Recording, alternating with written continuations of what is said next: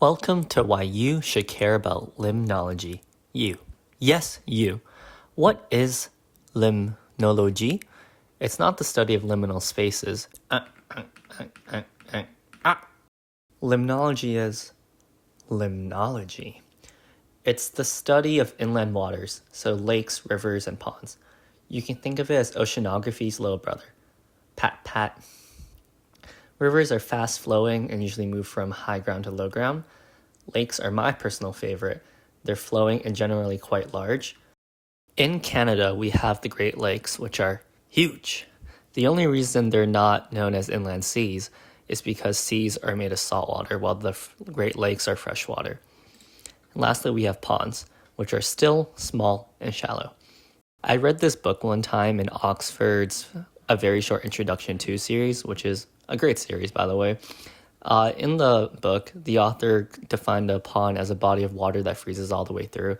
And I just thought this was kind of a funny definition because it doesn't apply unless you're in somewhere like Canada. It kind of just disregards and isn't applicable to a good portion of the earth.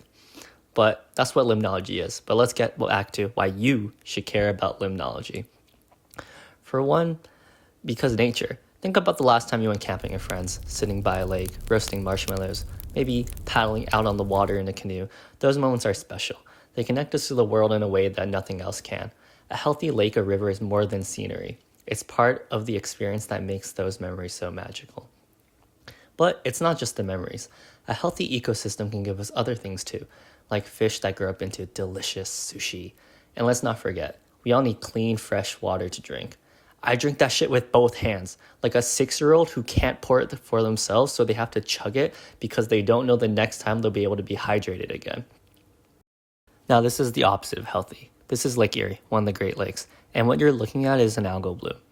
It's caused by the overload of nutrients, mostly from fertilizers and waste, running off into the water. Too many chemicals mess with the natural balance, and the result is, well, this.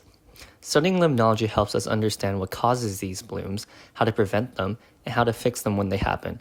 Without that knowledge, problems like this will only get worse. And then we won't have sushi. So what do?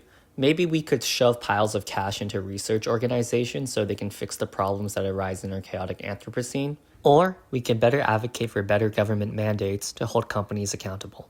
Right now, there are just too many chemicals being made as byproducts in manufacturing, and we don't know enough about their long-term effects or how they interact with one another.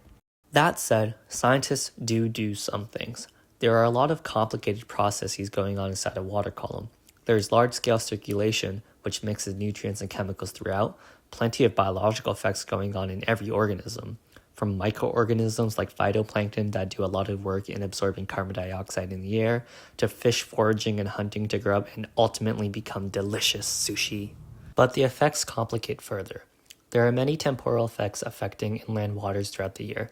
In the summer, the surface water is warmed by the sun, causing it to become less dense, thus causing it to float above the cooler, denser water below.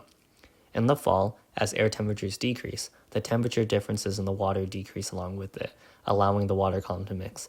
This distributes oxygen and nutrients throughout. In my undergrad, I found that this state of mixing was occurring later and later throughout the past 20 years.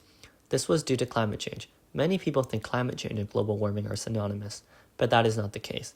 Climate change encompasses all climate. For instance, I found that wind patterns in the region were changing, and weaker winds were largely at fault for delaying the mixing event. What this means for fish is that they're no longer getting the nutrients and oxygen they're used to getting in their yearly cycle. It also affects their foraging ability. Many fish have specific temperatures they like to swim at, but when the water column mixes, fish are able to explore the entire water column hunting for food or shelter, since it's all the same temperature. Therefore, a delay in mixing could result in a decline in certain fish populations. So gather your pitchforks. This should make you mad. This is why you should care about limnology. Poor policies and destructive practices are taking away the things we love, things we need. But it's not too late. Things can get better, but only if people care enough to make it happen. And that's why you should care about limnology.